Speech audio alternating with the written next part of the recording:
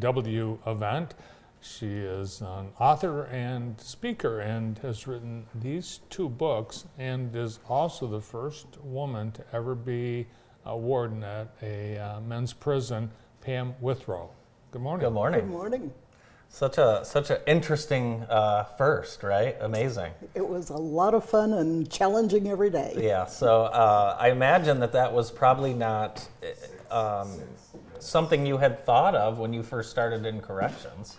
It was certainly not a career that I expected. I wanted to be an English teacher. So how did you end up in corrections? Well, it was your tax dollars at work. Yeah. I was a welfare mom, and I needed a job. Okay. And I'd gone to school with federal support under the LEAA, which was the Law Enforcement Assistance Administration program.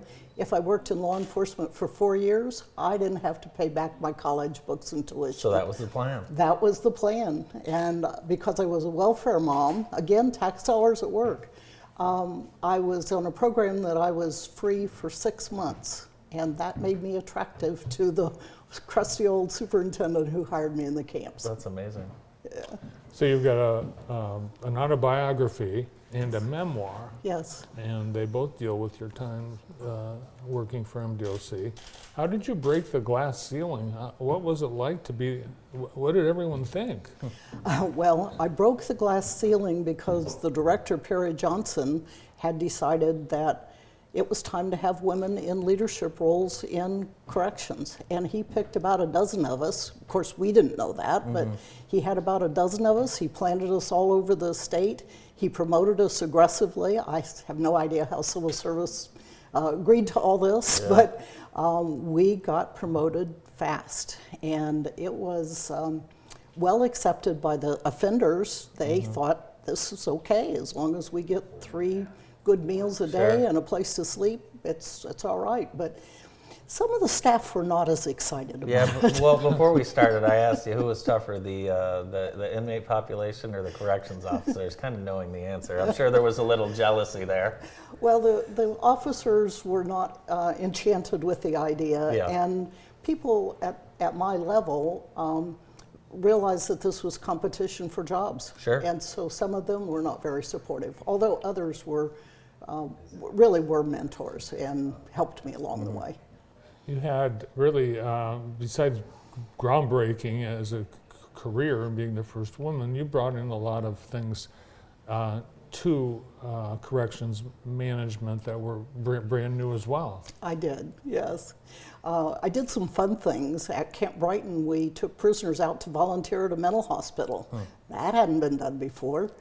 And at the dunes, we brought in donkey softball for a recreation for a holiday.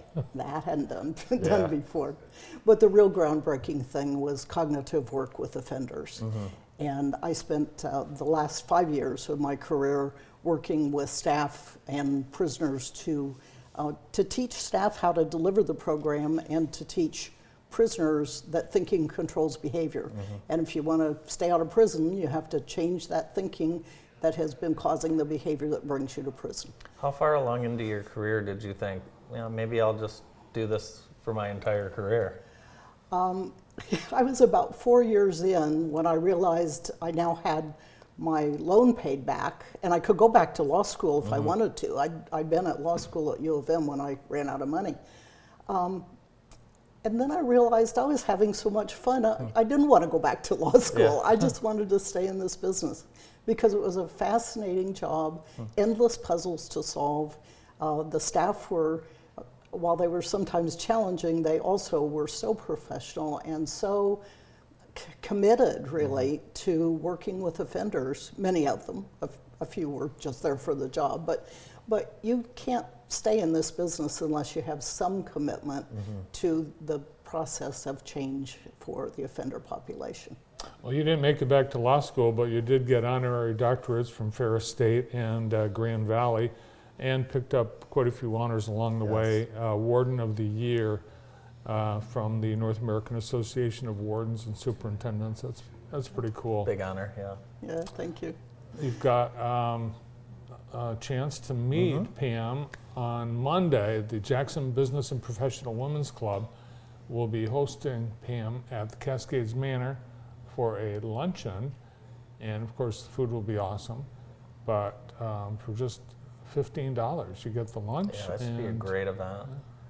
will you have books available for signing? I'll have Madam Warden in the paperback Very version good. available for sale. Yes. Awesome. What was the most difficult part of your leadership time? The most challenging actually was when a deputy and I had both interviewed for the warden's job, and I got the job. Oh, yeah. And then I was left to have to work with the deputy who was understandably Less than tickled. disgruntled. Yes. Those were the challenging Oh, I'm sure. days. Yeah. Yeah. Did you ever shoot anyone? No, I qualified though with a rifle, shotgun, and Yeah. handgun. I didn't carry weapons. None of us carry Yeah, no one weapons carries inside weapons the prison. inside, They don't right? carry Yeah. weapons. But I knew how to use it if I had to. Yeah. And probably the only time I was ever scared inside prison was when I had to tell John Norman Collins that he wasn't going to Canada, where he would have been eligible for parole after 20 years. He was going to stay in Michigan and serve his natural life in prison. Ooh. Yeah, Wow, he was I not happy bet that about was an interesting conversation. It was. He's serving under a different name, so I feel comfortable Okay. saying his name. Yes. Terrorized southeast Michigan for many years. Yes. And you served in Jackson too, right? Yes, I was in Jackson after the riots in '81. Wow. Yeah. Brought in to settle things down. I hope that I had a hand in that. Well, Yes. I hope people sign up for the event on Monday and get a chance to hear you speak. I know it's going to be a wonderful opportunity. I want to share that one more time. It's at the Cascades Manor on Monday at noon, and all you need, $15. Show up. Should be a great event. Thanks for coming on. Thank you. Thank you so much. Yeah. Pam Withrow, the first woman in Michigan to head a male prison and author of these books, and guest at BPW on Monday. Thanks so much. Thank you. More of the morning show after this.